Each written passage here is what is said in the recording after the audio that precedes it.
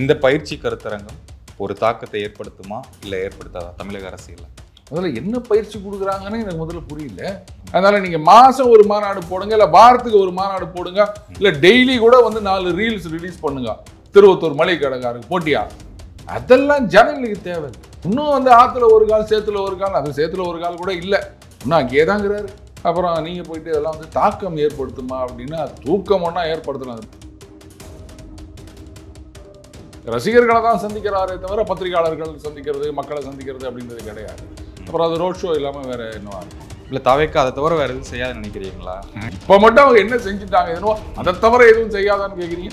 காலையில் 8 மணி 9 மணிலேருந்து ஏர்போர்ட்டில் வந்து காத்து கிடக்கிறாங்க ஒரு 2000 மேற்பட்ட தொண்டர்கள். டாஸ்மாக் எத்தனை மணிக்கு போகிறாங்க? 12 மணி. ஆனால் எத்தனை மணிலேருந்து லட்சக்கணக்கான பேர் காத்து நிற்கிறாங்க தெரியுமா? அதனால காத்துட்டு இருக்கிறதெல்லாம் ஒரு பெரிய விஷயமா சொல்ல முடியாதுங்க. சொல்லிட்டாருன்னா இல்லை ஏன் சொல்லணும்னு நினைக்கிறீங்க? இப்போ கட்சி மாதிரி வந்துட்டாரு, இப்போ இருக்க தலைவருக்கு தானே ஒரு அந்த கட்சியில் இருக்கும்போது ஏன் சொல்லலை? பெரிய மாநாடெல்லாம் நடத்தி காமிச்சிங்கள திருச்சியில், மிகப்பெரிய ஒரு மாநாடு. நீங்கள் வந்து நாங்கள் தான் அடுத்த முதலமைச்சர் அப்படின்னு சொல்லியிருந்தா ஏங்க விடுங்க. இன்னும் பாமகவில் வேற சொல்லியிருக்கிறாங்க நாங்கள் தான் ஆட்சியை பிடிக்க போகிறோம் அப்படின்னு சொல்லிட்டு. இல்லை நடிகர்கள்னு பொறுத்த வரைக்குமே ஒரு உச்ச நடிகர், அந்த மக்கள் மத்தியில் செல்வாக்கு இருக்கிற நடிகர் வரனால தானே இப்போ இவ்வளோ பெரிய ஒரு சலசலப்பாகுது. மற்ற நடிகருக்கு அவர் கூட மற்ற நடிகர்லாம் இருக்காங்க, அவங்க இங்கே வருமா அந்த இது வந்திருக்காது இல்லை?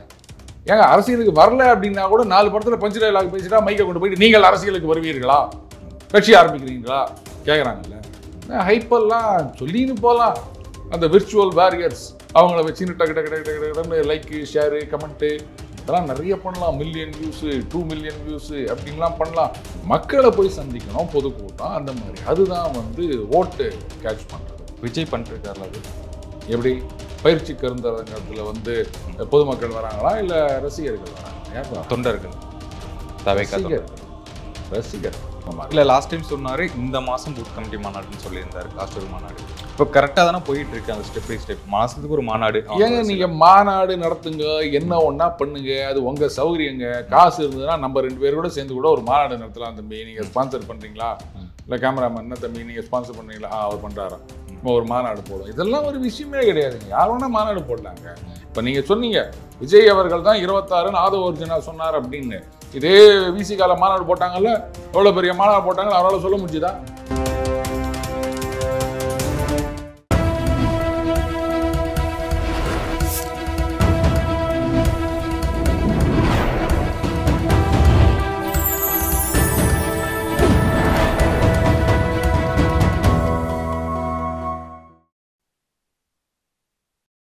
சேனல் 5 தமிழர்களுக்கு வணக்கம்.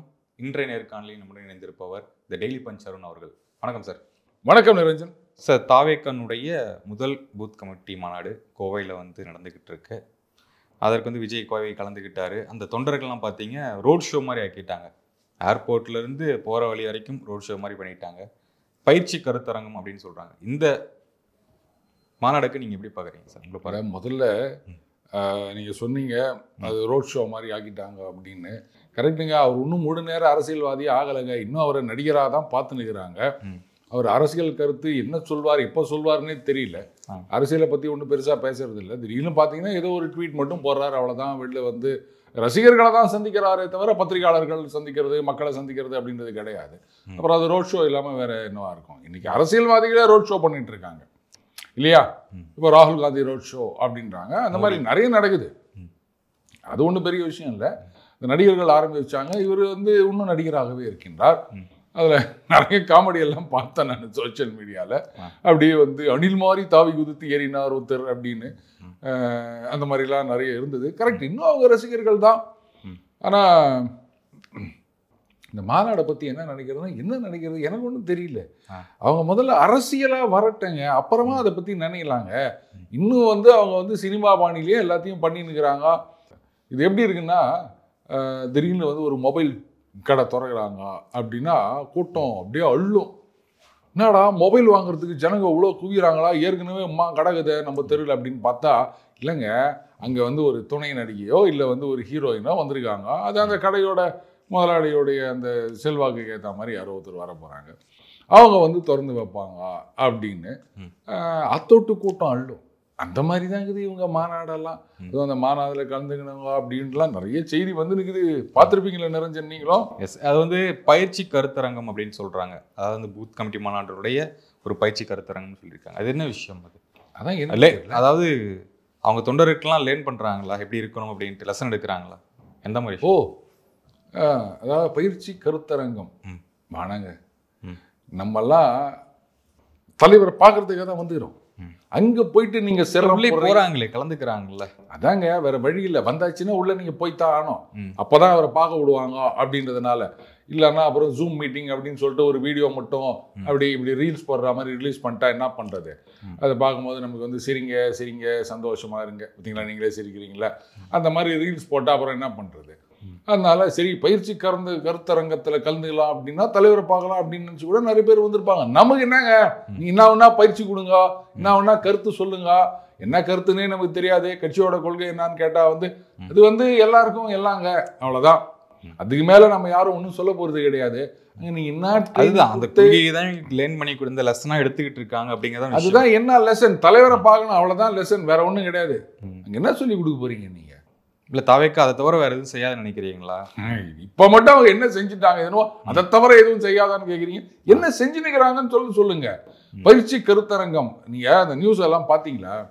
அதாவது 18 வயதிற்கு குறைந்த சிறார்களுக்கும் பாஸ் கொடுத்து அனுப்பிச்சிக்கிறாங்க அப்படின்னு சொல்றாங்க. நான் சொல்லும்போது பல பேர் வந்து கோவப்பட்டாங்க, என்ன நீங்க இது மாதிரிலாம் சொல்றீங்கன்னு. என்ன சொன்னேன், அவங்களுக்கு 26 இலக்கு இல்லைங்க, 31 தான். ஏன்னா அவங்க கட்சி தொண்டர்கள்ல பல பேருக்கு வந்து அப்பதான் ஓட்டே வரும் இப்பெல்லாம். ஏன்னா எனக்கு தெரியும் குழந்தைகள் சொல்றீங்க, எல்லாரும் குழந்தைகள், குழந்தைகள் நிறைய இருக்காங்க. ஏன்னா எனக்கு தெரிஞ்ச ஒரு பையன் அப்படியே குதிக்கிறான், அப்பா நான் போய் ஓட்டு போடணும். டேய் உனக்கு எல்லாம் ஓட்டு போட முடியாதுடா, அது ஓட்டர் கார்டு ஓடணும்னா போய் ரெஜிஸ்டர் பண்ணு. 3வது தான் படிக்கிறான். இவனுக்கு எப்போ 18 வயசு ஆகுறது, எப்போ ரெஜிஸ்டர் பண்றது? அது வரைக்கும் கட்சி இருக்கணும். இவ்வளோலாம் பிரச்சனை இருக்குது. ஆனால் இத்தனை பிரச்சனைகளுக்கு மத்தியிலும் அவர் வந்து கட்சி ஆரம்பிச்சுக்கிறார். அதை நம்ம பாராட்டணும். அப்புறம் ஜனங்களை ரொம்ப அப்படியே சந்தோஷப்படுத்துகின்றார். அவர் வந்தாலே ஜனங்கள்லாம் குஷாலாயிடுறாங்க. அதெல்லாம் மதியம் ஒரு 2 மணிக்கு 3 மணிக்கு தான் சார் ஆரம்பிக்குது இந்த ஈவெண்ட். ஆரம்பிச்சிருக்கு. காலையில் 8 மணி 9 மணிலேருந்து ஏர்போர்ட்டில் வந்து காத்து கிடக்கிறாங்க ஒரு 2000 மேற்பட்ட தொண்டர்கள். நீங்கள் பார்த்துருப்பீங்க தம்பி. டாஸ்மாக் எத்தனை மணிக்கு திறக்கிறாங்க? 12 மணி. ஆனால் எத்தனை மணிலேருந்து லட்சக்கணக்கான பேர் காத்து நிற்கிறாங்க தெரியுமா? அதனால் காத்துட்டு இருக்கிறதெல்லாம் ஒரு பெரிய விஷயமா சொல்ல முடியாதுங்க. எல்லாரும் காத்துட்டு இருப்பாங்க. அவர் ஒரு நடிகர், அவருடைய ரசிகர்கள் இருக்காங்க, அவங்க வந்து காத்து நிற்கிறாங்க. யார் காத்துட்டு இருக்கிறது முக்கியமா பார்க்கணும் அப்படின்னா, பல தேவைகளை மனசுல வச்சுக்கின்னு, பலவித கோபங்களை மனசுக்குள்ள வச்சுக்கின்னு, பல எதிர்பார்ப்புகளை மனசுக்குள்ள வச்சுக்கின்னு, இன்னைக்குடா அந்த எலெக்ஷன் வரும், அன்னைக்கு நம்ம கோபத்தை காமிக்கலாம், இல்லை நம்மளுடைய எதிர்பார்ப்பை பூர்த்தி செய்து கொள்ளலாம் அப்படின்னு அந்த ஒத்த விரல்ல மை வைக்கிறதுக்காக காத்து நிற்கிறான் பாருங்க. அன்னைக்கு 8 மணிக்கு பூத்து திறக்கும் போது அதுதான் முக்கியமே தவிர உங்க ரசிகர்கள் இங்க வந்து காத்து நிற்கிறது அப்படின்னு சொன்னா இவ்வளோ. ஏன் தம்பி, ஒரு நடிகை வந்து மொபைல் ஷோரூம் திறக்கிறாங்கன்னா அந்த தெருவில் நீ நடந்து போக முடியாது. அதை விடவா ஒரு கூட்டத்தை நீ பார்த்துட போற?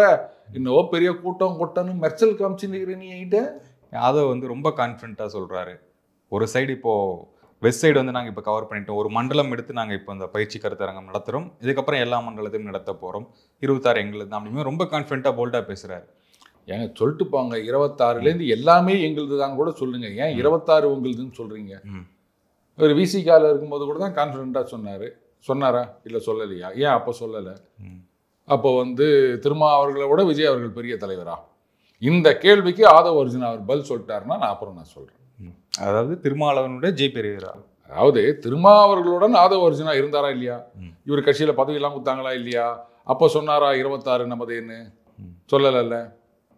இப்போ வந்த உடனே சொல்கிறாருல்ல, அப்போ திருமாவர்களோட விஜய் அவர்கள் மிகப்பெரிய தலைவர் அப்படின்னு அவர் நினைக்கிறாரா? இந்த கேள்விக்கு அவர் பதில் சொல்லிட்டாருன்னா அப்போ வந்து 26 அவருக்கா இல்லையான்றதுக்கு நான் பதில் சொல்கிறேன். அப்படியே நினச்சிட்டு இருக்காரு போல. எப்படி சோகா கோத்து விட்டோம் பார்த்தீங்களா? சொல்லுங்க அவரை. ஆமாங்க, திருமாவளவன் வந்து பெரிய தலைவர் கிடையாதுங்க, விஜய் அவர்கள் தான் பெரிய தலைவர், அவர் தான் வந்து 26 முதலமைச்சர். அந்த வார்த்தையை அவர் கன்ஃபார்ம் பண்ண சொல்லுங்க. சொல்லிட்டாருன்னா அப்ப ஏன் சொல்லணும்னு நினைக்கிறீங்க? இப்ப கட்சி மாதிரி வந்துட்டாரு, இப்ப இருக்க தலைவருக்கு தானே அவர் அந்த கட்சியில இருக்கும்போது ஏன் சொல்லல? பெரிய மாநாடெல்லாம் நடத்தி காமிச்சிங்கள திருச்சியில, மிகப்பெரிய ஒரு மாநாடு, ட்ரோன்லாம் வச்சாங்க, பண்ணி காமிச்சிங்களா, சக்ஸஸ் பண்ணீங்கல்ல, அப்போ ஏன் சொல்லலை? இப்போ மட்டும் வந்து சொல்லி நிற்கிறீங்க. இத்தனைக்கும் அங்கே திருமாவர்கள் கூட்டணியில் இருக்கின்றார். இங்கே வந்து யார் உங்கள் அணியில் யார் இருப்பாங்கன்னு தெரியல, இது முதல்ல அணியாக மாறுமான்னு தெரியல. இல்லை, அதுதான் அங்கே பிரச்சனையே. கூட்டணியில் இருந்துட்டு பேசுறதுக்கு தான் பயப்பட்டே இருக்காங்க. அங்கே சொல்ல முடியாத கருத்து இங்கே தனி கட்சியில் வந்து சொல்கிறாரு. அப்படிதான் எடுத்துக்கணும் இதை. அவர் ஒன்றும் பயப்பட்டதா எனக்கு தெரியல. கூட்டணியில் இருக்கும்போதே தான் பல விஷயங்கள் அவர் பேசினார். அதனால தான் அவர் பேசுபொருள் ஆனார். புரியுதா? அதுக்கப்புறமா தான் அவரை வெளில தள்ளினாங்க. அவர் தைரியமாக தான் பேசினார். அப்போ சொல்லியிருக்கலாம்ல, எங்கள் தலைவர் தான் பெரியவர், அவர் தான் வந்து முதல்வராக வரணும். ஏன் ஒரு தடவை வந்து ஒரு பட்டியலினத்தை சார்ந்தவருக்கு வாய்ப்பு கொடுங்க, அதுதானே சமூக நீதி அப்படின்னு சொல்லி இருந்துட்டு அதுக்கப்புறமா இங்கே வராருன்னும் போது அப்போ அதை தான் நான் கேட்குறேன். இல்லை, அங்கே இல்லாத நம்பிக்கை இங்கே இருக்கு போல, அப்படியே எடுத்துக்கணும். அப்போ அவரை விட இவர் பெரியவர்னு நினைக்கிறீங்களா? அப்போ திருமா அவர்கள் கிட்ட இருக்கும்போது நம்பிக்கை இல்லை, விஜய் அவர்கள் கிட்ட பிறகுதான் நம்பிக்கை வந்ததுன்றீங்களா? இதுதான் கேள்வி. அதை சொல்லிட்டாருன்னா நான் அடுத்த கேள்விக்கு போறேன். அவர் சொல்லுவாரா? ஓகே, இதுக்கு முன்னாடி ஒரு மாநாட்டில் சொன்னது என்னன்னா, 45 தொகுதிகள் மட்டும் நின்று அதை மட்டும் ஜெயிச்சுட்டு போறதுக்கு நான் வரல, நாங்கள் வந்து ஆட்சி பிடிப்போம் அப்படின்னு சொன்னாரு. ஏங்க நீங்கள் 230 நில்லுங்க, 4 நில்லுங்க, இல்லை 254 கூட நின்றுட்டு போங்க. ஏன்னா கேரளாலையும் அவர் படம் ஓடுது இல்லை, அங்கேயும் ஒரு 20 சீட் நில்லுங்க. அப்புறம் தெலுங்குல டப் பண்ணி ஓடுது, கேரளாவில் டப் பண்ணாமல் ஓடுது, ஆந்திராவில் டப் பண்ணி ஓடுது, அங்கே ஒரு 20 சீட்டில் நில்லுங்க. அப்படியெல்லாம் கூட்டி கழிச்சு பார்த்து ஒரு 500 சீட்டில் கூட நின்றுட்டு போங்க. அது ஒரு பெரிய விஷயமே கிடையாது. 500 × 5000 அவ்வளோதான் டெபாசிட். இல்லை, இது வந்து கூட்டணி அதுக்காக சொல்றாருன்னு நினைக்கிறேன். 45 சீட்டு மட்டும் வாங்கி நாங்கள் ஜெயிச்சுட்டு போக வரல, மொத்தமாக பிடிக்கிறோம் அப்படி சொல்றாருல. அதுக்கு ஆமாங்க, நீங்கள் தனியாக நின்று ஜெயிக்கிறோம் அப்படின்னு தைரியம் இருந்தாலும் நீங்கள் ஏன் வந்து கூட்டணி பற்றிலாம் பேசி நிற்கிறீங்க? கூட்டணி ஆட்சி பங்கு கொடுப்போம்னு ஏன் சொல்கிறீங்க? முதல்லையே அதானே சொன்னீங்க. நீங்கள் தான் தனியாக நின்று ஆட்சியை பிடிக்க போகிற அளவுக்கு பெரிய ஆள் இல்லைங்க. நீங்கள் வந்தாலே போதும், அப்படியே ஜனங்க அள்ளி கொடுக்க போகிறாங்க ஓட்டை. நிறைய பேர் அங்கே போய் உக்காந்தீங்கன்னு பார்த்தீங்களா, தலைவர் வந்து இதோ இன்னைக்கு வந்து 32% வந்துட்டாரு, இதோ இன்னைக்கு வந்து இப்போ 37% ஆயிடுச்சு. என்னங்க வெயிலுக்கு கணக்கு சொல்லிங்கிற மாதிரி சொல்லி நிற்கிறீங்க. ஆன்டி டிஎம்கே ஆன்டி ஏடிஎம்கே ஓட்டெல்லாம் எங்கே போகணும்னு நினைக்கிறீங்க? அங்கே போகும்ல. ஆன்டி டிஎம்கே ஓட்டு ஏடிஎம்கேக்கு போகலாம், ஆன்டி ஏடிஎம்கே ஓட்டு டிஎம்கேக்கு போகலாம். அதையும் தாவாக்காக போகணும்னு நினைக்கிறீங்க நீங்கள்? கிரெடிபிலிட்டின்னு ஒன்று இருக்குது தம்பி. ஜனங்க ஓட்டு போடணும் அப்படின்னா கூட ஜெயிக்கிற கட்சிக்கு ஓட்டு போடு, இல்லாட்டா ஓட்டு வேஸ்ட்டாக போயிடும்னு நினைக்கிறாங்க நியூட்ரல் ஓட்டர்ஸ். அப்படி இருக்குச்சே நீங்கள் வந்து நாங்கள் தான் அடுத்த முதலமைச்சர் அப்படின்னு சொல்லியிருந்தா ஏங்க விடுங்க. இன்னும் பாமகவில் வேற சொல்லின்னுக்கிறாங்க நாங்கள் தான் ஆட்சியை பிடிக்க போகிறோம் அப்படின்னு சொல்லிட்டு. நீங்கள் வந்து ஆட்சியை பிடிக்க போகிறோன்னா அது மாதிரி தான் நான் கூட இத்தனை வருஷமாக இப்படி தான் சொல்லியிருந்தேன் தம்பி, இப்போ தான் ரெக்கக்னிஷன் கட்சிது அப்படின்னு சீமான் சொல்லுவார். அவர் கூட தான் ஆட்சியை பிடிக்க போகிறோம்னு சொல்லின்னு இருக்கிறாரு.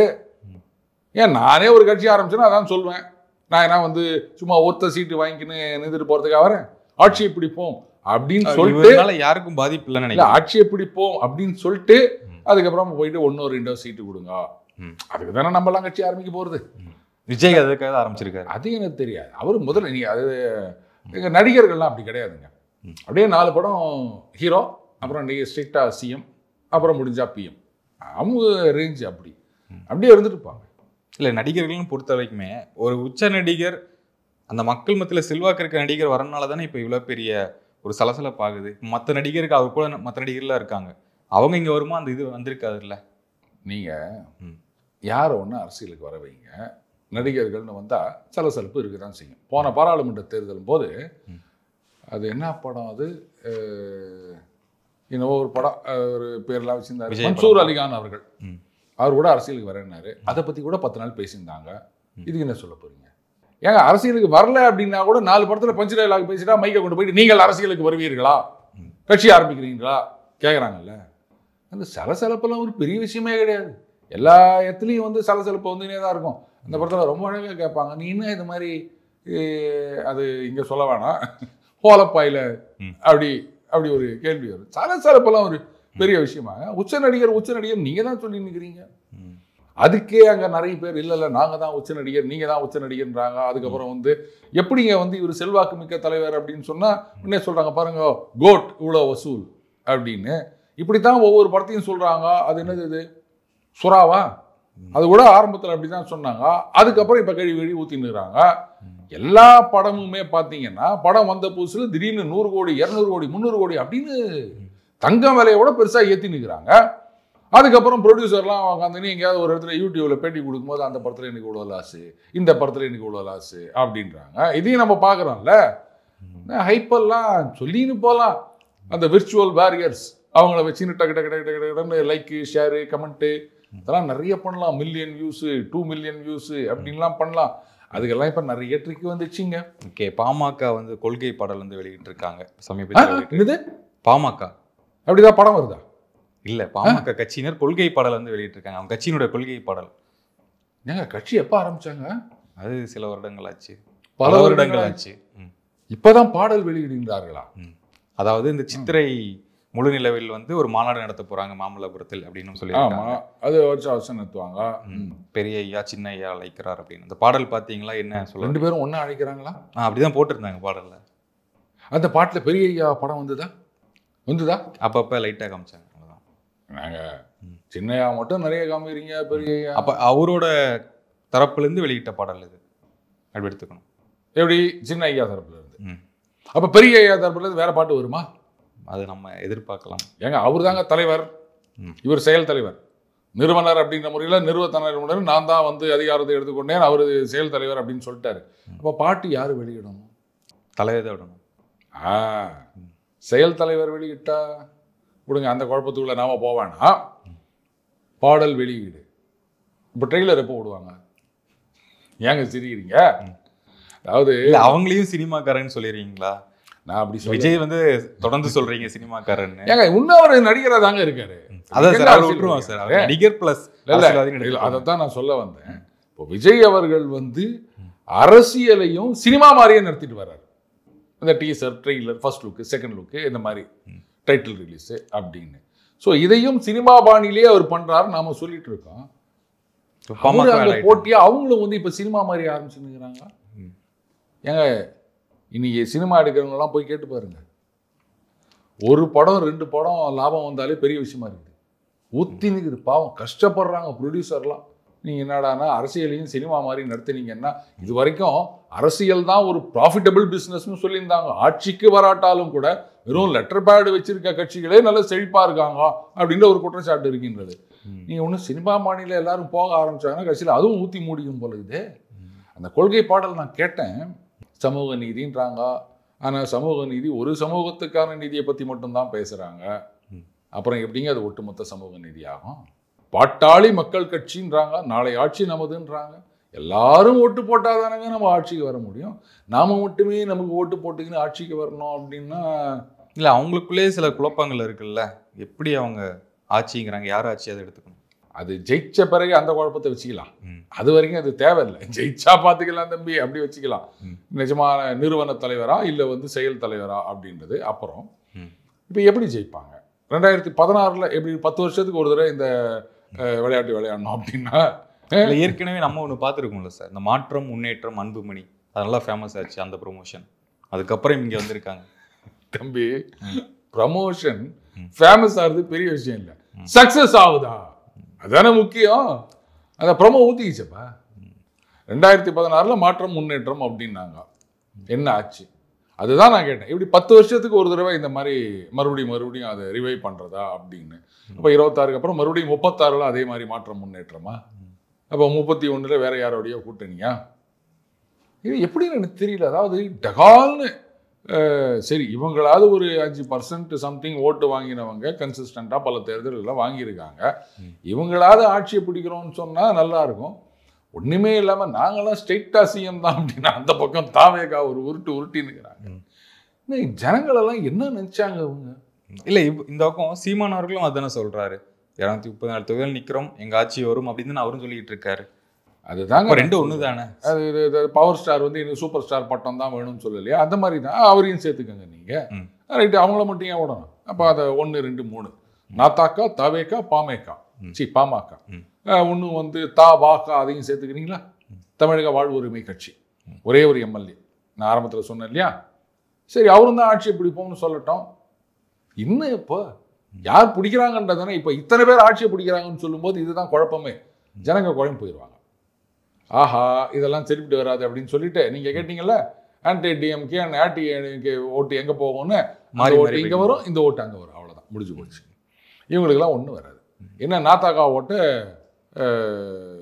தாவேகாவா? ஆமாம், அவங்க எடுக்க போகிறாங்க. பாமக அவங்களுக்கு இருக்க ஓட்டு அவங்களுக்கு தான், அவ்வளோதான். வேற யாரும் அவங்களுக்கு ஓட்டு போடுவாங்கன்னு எனக்கு தெரியல. அப்படியே மறுபடியும் இந்த இடையில இந்த விஷயமா வந்துச்சே சார், பாமக பிளஸ் தாவேகா இந்த கூட்டணி இணைய போது பேச்சுவார்த்தைகள் அப்படின்லாம் வந்துகிட்டு. அதாவது சினிமா நடிகர்கள் அப்படின்னாலே வந்து ஒரு வெறுப்பு பாமகவுக்கு இருந்தது. இப்போ அது இருக்கா?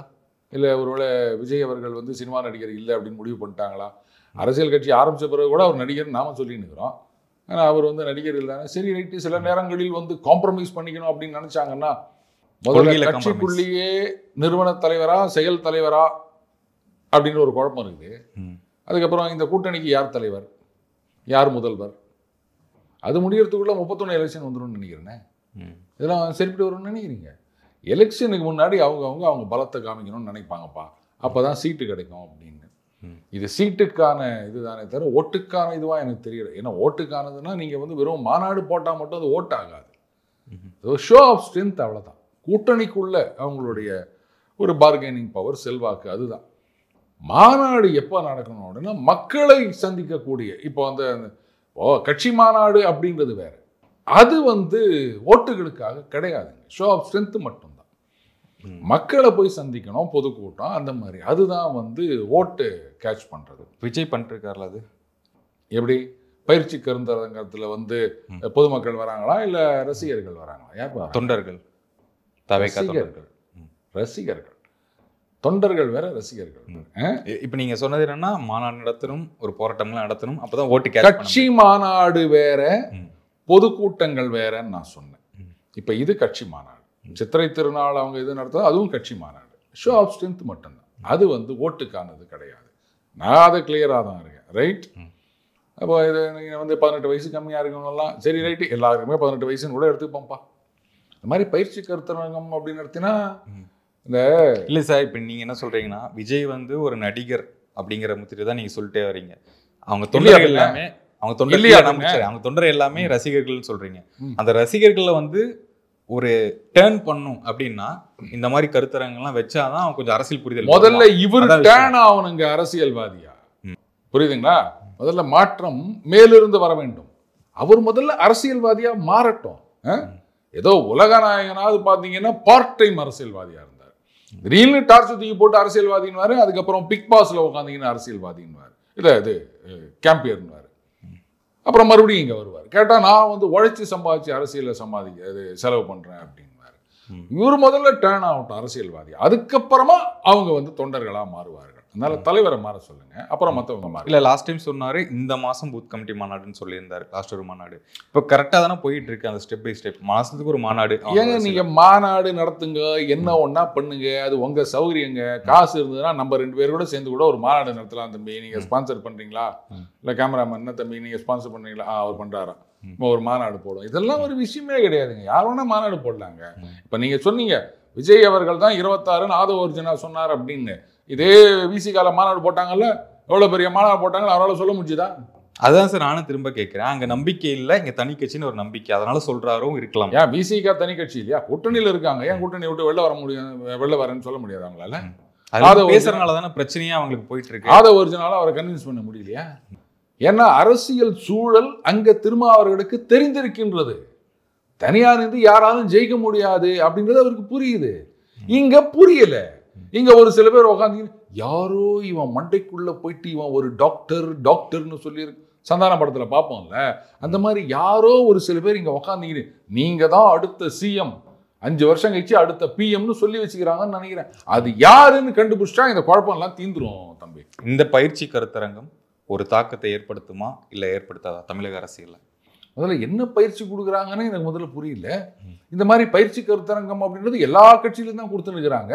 உங்க தொண்டர்களுக்கு ட்ரைனிங் கொடுத்து பிரயோஜனம் இல்லைங்க. மக்கள் கிட்ட வந்து நம்பிக்கையை கொடுக்கணும், அவங்க கிட்ட இருந்து செல்வாக்கை பெற வேண்டும். அதுதான் ஓட்டு கிடைக்குமே தவிர நாங்க எங்களுக்கெல்லாம் ட்ரைனிங் கொடுத்துட்டோம். இது எப்படி இருக்குதுன்னா, புதுசா ஒரு கார் கம்பெனி பைக் கம்பெனி வந்துறாங்க அப்படின்னா நாங்க வந்து எங்க எம்ப்ளாயிஸ்க்கெல்லாம் ட்ரைனிங் கொடுத்துட்டோம். சரிங்க, நீங்க உங்க எம்ப்ளாயிஸ்க்கு டீலருக்கு ட்ரைனிங் கொடுங்க. ஜனங்க வாங்குற அளவுக்கு அவனுக்கு நம்பிக்கை கொடுத்தீங்களா? அவங்க வாங்கலைன்னா அப்புறம் நீங்க ட்ரைனிங் கொடுக்கறது என்ன பிரயோஜனம்? இப்ப புரிஞ்சிச்சா? இதுக்கு மேல நான் ஏதாவது சொல்லணுமா? அதனால நீங்க மாசம் ஒரு மாநாடு போடுங்க, இல்ல வாரத்துக்கு ஒரு மாநாடு போடுங்க, இல்ல டெய்லி கூட வந்து 4 ரீல்ஸ் ரிலீஸ் பண்ணுங்க. திருவத்தூர் மளிகை கடைக்காரருக்கு போட்டியா? அதெல்லாம் ஜனங்களுக்கு தேவையில்லை. அரசியல்ல நீங்க என்ன பண்றீங்க? முதல்ல அரசியலுக்கு வாங்க. அதுக்கப்புறமா மற்றதை பற்றி பார்க்கலாம். இன்னும் வந்து ஆற்றுல ஒரு கால் சேத்துல ஒரு கால், அது சேத்துல ஒரு கால் கூட இல்லை, இன்னும் அங்கேயே தாங்கிறாரு. அப்புறம் நீங்கள் போயிட்டு இதெல்லாம் வந்து தாக்கம் ஏற்படுத்துமா அப்படின்னா தூக்கம் ஒன்றா ஏற்படுத்தலாம். அந்த மாதிரி கேமராமேன் தம்பி தூங்கிட்டு இருக்காரு, அந்த மாதிரி தான். ஓகே சார், தொடர்ந்து பேசுவோம். நேர்காணல் மிக்க நன்றி. வணக்கம் சார். நன்றி நிரஞ்சன்.